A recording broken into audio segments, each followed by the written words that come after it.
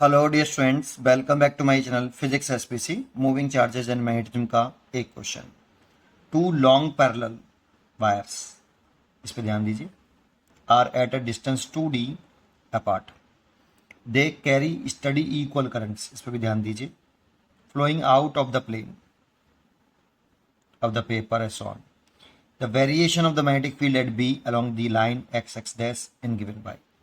ये दो current carrying wire हैं और ये इस तरह से हैं बेटा, वर्टिकल ऐसे, ठीक है। और करंट की डायरेक्शन ऊपर है और करंट इक्वल है और सेपरेशन डी 2d है आपकी इन दोनों की, ठीक है। चलिए, अब इसमें कंसेप्ट क्या है, फिगर बनाना है, कौन सा फिगर सही होगा। एक फिगर कंसेप्ट तो ये है कि कोई करंट कैरिंग लॉन्ग वायर हो, लॉन्ग इन्फिनिटी वायर हो,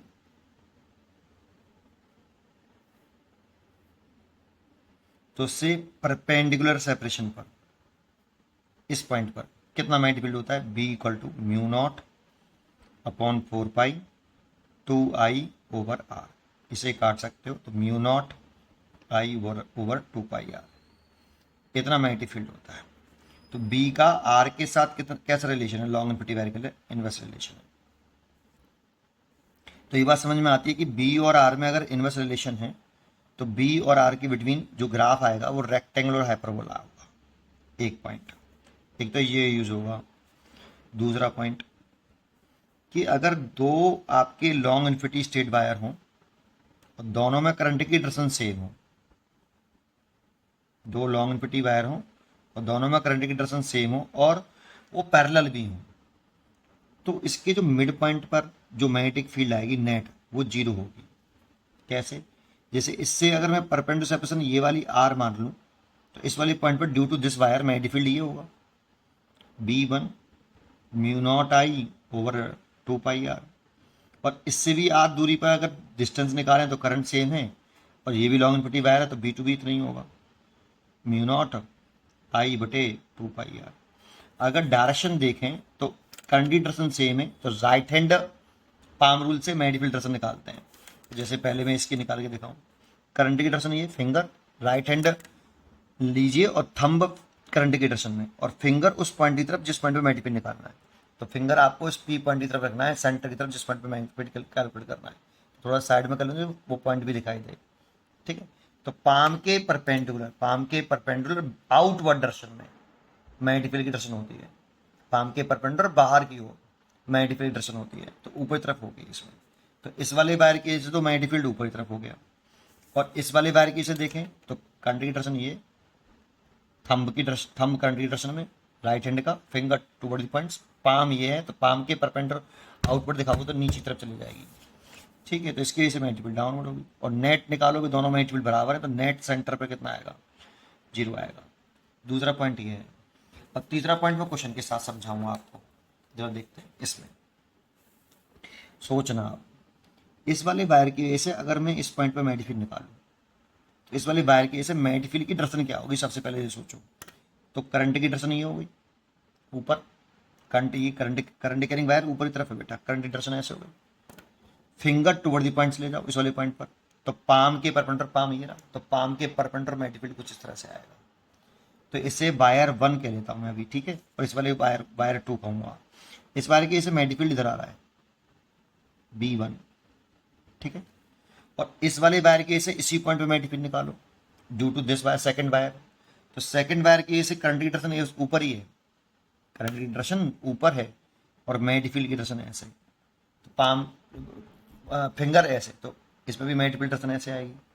लेकिन इस वायर का जो मैग्नेटिक फील्ड होगा करंट सेम है लेकिन ये गैप ज़्यादा है।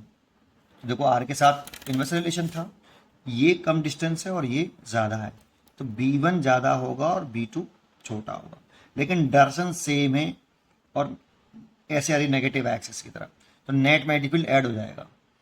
तो एक बात समझिए, इसमें एक चीज़ और सोचते हैं, ऊपर की तरफ डायरेक्शन में मान लेता हूँ पॉजिटिव है और नीचे तरफ डायरेक्शन में मान लेता हूँ नेगेटिव है, तो नेट मैग्नेटिक फील्ड नेगेटिव में आ रहा है बेटा।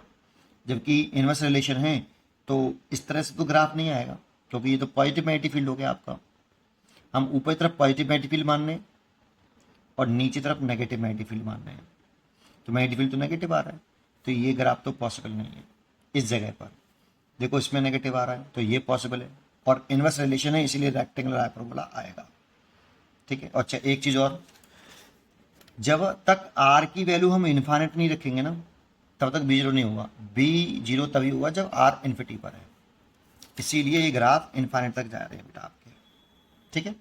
तो ये सही है, इसमें भी ये भी सही हो रहा है, इसमें भी ये भी सही लग रहा है, तीनों सही लग रहे हैं। ये तो पक्का गलत हो गया क्योंकि इसमें बी पॉजिटिव आ रहा है, बी पॉजिटिव आ रहा है, ऊपर तरफ पॉजिटिव मानने नीचे तरफ नेगेटिव, जबकि दरअसल नेगेटिव में आ रही है, इसलिए तो गलत हो गया, इसको चेक करने की जरूरत नहीं है आप। चलो अब आ जाते हैं इस वाले पॉइंट पर, इस वाले पॉइंट पर आ जाते हैं।